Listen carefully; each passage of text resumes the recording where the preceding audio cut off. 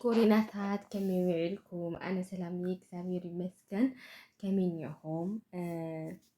መድሓኒት ዓልባ ነገሩኒ እና ከመይኒኹም? ደሕና ዲኹም?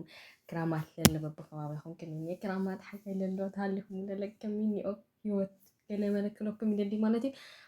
እንኳዕ ደሓን መጻኹም ሓደሽ ስለኾንኩም ሰብስክራይብ ምግባር ኣይትረሲዑኹም። ሰብስክራይብ ዝገበርኩም ቤተሰብ ዝኾንኩም ድማ ላይክ ብምግባር ኣይትረሲዑኹም። ሽኮሪናታት ብእውነት ናይ ሓቂ ማለት እዩ። ንሕና ሎማዓንቲ ድማ ብሓደሽ ቪድዮ መፂና ኒአና ደስ ዝብል እንታይ ይበሃል ቁም ነገር ትሕዝሉ ደስ ዝብል ግዜ ከሉ ክሳብ መጨረሻ ምሳይ ፀኒሕኩም ደስ ይብለኩም። ኦኬ ደስ በሃሊ ቪድዮ ክትብሉኒ ተስፋ ይገብር ማለት እዩ። ክልተ ዓበይቲ ኣርእስቲ ሒዘን መፅአ እኒአኹ ማለት እዩ። ሓደ ብዛዕባ ጆርጅ ዝበሃል ዘሎ ካልኣይ ከዓ ብዛዕባ ኒና ኣሌክስ ማለት እዩ። ጆርጂ ዳርጋ መብዛሕትኡ ትፈልጥዋ ኢኹም። ዳርጋ መብዛሕትኦም ፌሚኒስት እያ ኣንፃር ኣወዳት ኣንፃር ዓመፅ ምናምን ኢልኩም ተሓስቡ ኣወዳት ኣለኹም። ገሊኹም ከዓንየ ኤርትራዊት እያ እምበር ኢትዮጵያዊት ኮይና እንታይ ምልከታ ስለምንታይ ከምኡ ትብል ብዛዕባ ኢትዮጵያውያን ስለምንታይ ከምኡ ትብል ስለምንታይ ኤርትራዊት እንድያ ብዛዕባ ኤርትራ ዘይትዛረብ ኣብ ኤርትራ ስደት ኣይልበሃል ስለዝኾነ እዩ እምበር ካሊእ ክኾንቲ ቦታ ስለዝሰኣነት እያ እምበር ምናምን ትብሉ ሰባት ለኒኹም ማለት ኢና።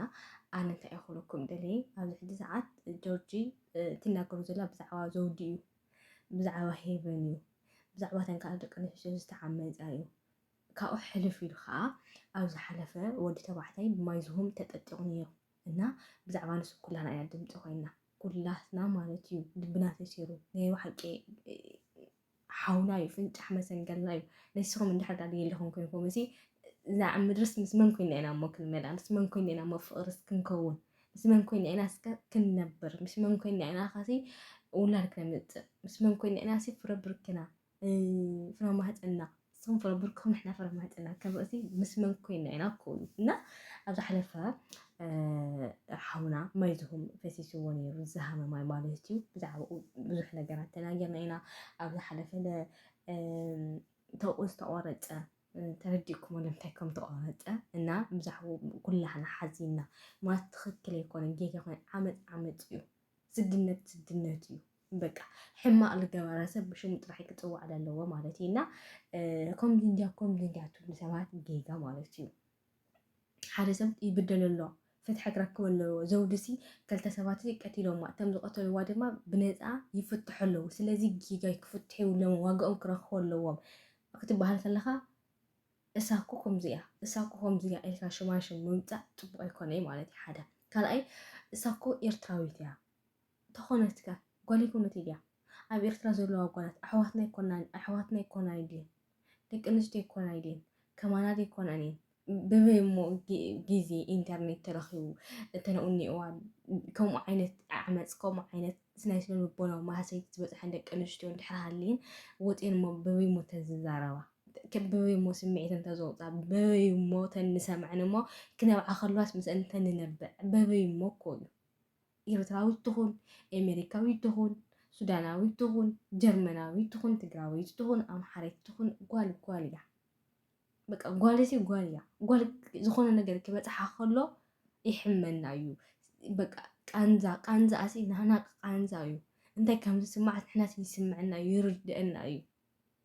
ሂወታት ንሮኣ ምናምን ሲ ፍርቂና ጥዕምና ኢና ፍርቂና ድማኒ ገና ከይጣዕምናዮ ከለና ፍርሓት ንዝፍዘፍ ዘለና ሰባት ኢና ማለት እዩ። ስለዚ ኤርትራዊት እንታይ ምልክታ ምናምን ትብሉ ሰባት ማለት እዩ መጃጃል ክተርፍ እኒኦ ብእውነት ናይ ባሓቂ ማለት እዩ። ኤርትራዊት ትኹን ገለ ትኹን ሄዋን እንድያ ጓል እንድያ ኣብ ኤርትራ ዘላ ጓልከ መን ክስዕመፅ ደስ ልብሎ መን እያ ክትነብዕ ደስ ልብላ መን እያ እንኳዓሰይ ኤርትራዊት እንድያ ሞ ትተዓመፅ ኢሉሲ ደስ ዝብሎ ደቂሱ ዝሓድር ክትነብዕ ከላሲ መን ሙዚቃ ክውልዕ መን ክስሕቕ ሕንትሽተሽ ኢልካ እውን ኣይትስሕቕን ኢኻ ዋላ ሕንትሽተሽ ምሽ ኖርማል ኢካ ካብዚ ወተ ብጊዝካ ዲ ወይ ምናምን ኤርትራዊ ስለዝኾነት ክትስሕቅ ገለመለ ዋላ ሕንትሽተሽ ኢልና ሰብዚ ኣይንስሕቕን ኢና እኳ ዳስ ሕንትሽተሽ ብምዋሉ ክልተ ግዜ ክንነብዕ ኢና ሓደ ብኡ ሓደ ከዓ ሰብ ንሱ ንክንስሕቕ ዝገበሮ ኣይድያ። ስለዚ ከምዚ ዓይነት ነገራት ኩላህና ወዲ ንኹን ጓል ዝኾነ ዓመፅ ክበፅሕ ከሎ ዝኾነ ሽግር ክበፅሕ ከሎ ኣብ ጓል ይኹን ኣብ ወዲ ይኹን ብዘየገድስ ማለት እዩ ዝኾነ ሽግር ክበፅሕ ከሎ ከም ሰብ ክስምዐና እኒኦ ከም ሰብ مش ودي قالنا ملكا انت النوال كم سب كسمعنا نيو كم سب كنحزنينا كم سب كنكوننينا كم سب جيجا يمكن بنينا كم سب كدكم كم ديولو كم سب نتم خم زغورو بستفعل عليه بني حق أكلات موضعت كوسو دلهم نيو توشي لهم تقوارا كون نيو كم سب كنحسبنينا إرتراويتين ديا انتهي ملكتها أي بحالي جيجا يو أي بحالي إحنا سباتينا وإحنا كل موت سلا جيزي سلا مرحتنا إجزابير هابو عدمينا اللي ثلاثة يقوروني سلا زني أو حجي عدمينا كاب ثلاثة فنكتش يتبينيا إرتراو هون تقراوي كهون أم حرايكا هون أفريكا هون اللي ثلاثة فنكتش يتبينيا ثلاثة نزيت ملأ عدمة إرتراو تنديا تتعمد أتك ويسأل إرتراو تنديا سلا إرتراو تناجر سلا منتايا تخون نمتى بنقلي تخون وانا انت حساس بخك بسلنيو انت حساس بخ او انت وزمال اكونيو انت حساس بخ سلسلك تحسبنيك انت حساس بخ سبك نبع خلو مش من باع سبك نبع خلو نايتي زنوع واقع كركبني اويلكا مسرح جيزي تهليكا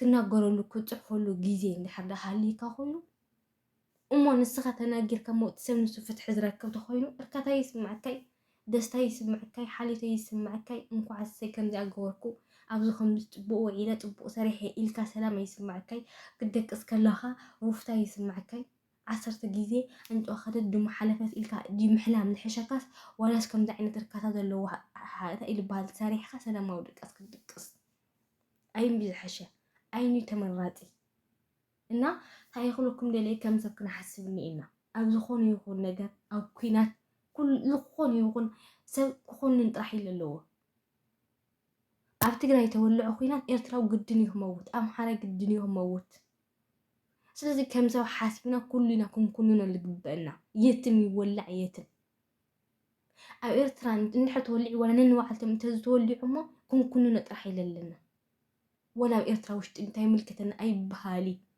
إتزموت كمانا فطور كمانا سب كمانا منئسي كمانا بزح نجار رزقبويا بزح نجار تقبر دلي بزح نجار تثبيت الحلم اللي ولا ريتو ناتو فرق كترئي ناتو سلام كترئي ناتو فشختان كترئي من كرأولي على عويتو ودائي ولاي سلسو كلنا نكون كنا اللي قبلنا أو زي ملكتنا راح نقول زخنا نجار كوينا قولي حلو زري الناس من منجستن أو زي بلنا انت هاللغة انت متينا كحد هاجر نو حد هاجر ورار تفطيمما إنت ورار تخكلنا نقنعن انت خوينم انت هاجريتي ناي حجني اخاكو ناي صغابيو ناي حجني اخاكو ناي ومبريو ناي وران زي وران يكون ناي هاجر كاو هاجر يكون من اسينا مطفاء زمتيو على ثلاثه من اسينا نخي نبر نخي حتى نخي فلت نخي مهار زمتيو سلازو كلنا كنا يزلنا كلكم يدلي مالتيو كلنا من نسك نكح لنا كنا نبي زلنا كنصعد زلنا كنفلط يزلنا سلازي زنجر زي كابلكم ناين غداي عليكس كان تغورو كما يغورو تولو جايس عليكس ازي مزام كتصفع كلتين كسنا المخانك تفلطني ازي مزام كتصفع اي ادغولو ادودو اي فتيا فقريا ناي سومنا سالستي تايل بال حلفيت هادو قلل بال للمسلا